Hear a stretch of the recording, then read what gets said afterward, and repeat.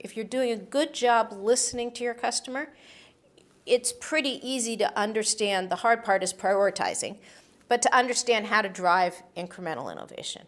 The second planning horizon is next generation products, which is how are you going to leapfrog your competitor? What is your customer going to need 2 to 5 years from now? Because most product cycles are that long. And some of that can be driven by your customer, but sometimes your customer doesn't know what they will need 2 to 5 years from now. If Henry Ford had asked his customers what they wanted, it would have been a faster horse. It wouldn't have been a car. And the other classic example is IBM. And if IBM, when they were just selling mainframes, had just listened to their customer, and maybe they did for a time, it would have been about faster mainframes, cheaper mainframes. None of their customers would have ever thought to ask for a PC until the PC came about.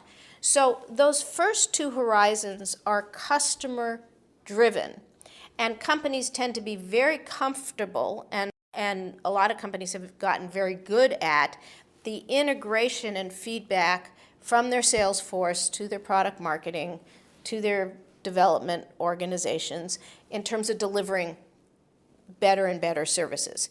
But there's a third horizon that is the one that companies struggle with the most, and that's what I call future growth. Because it's in that horizon that actually may have nothing to do with your customers today.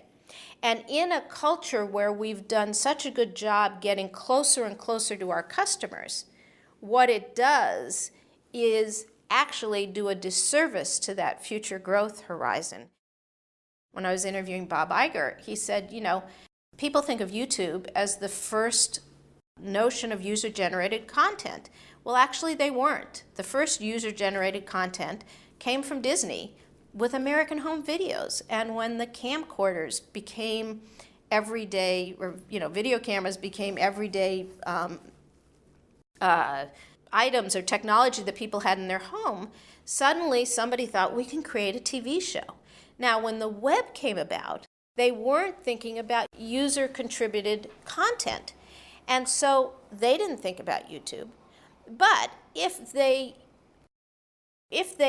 had been thinking about how the web would impact their business the way they are today, if they were doing it then, they might have come up with YouTube.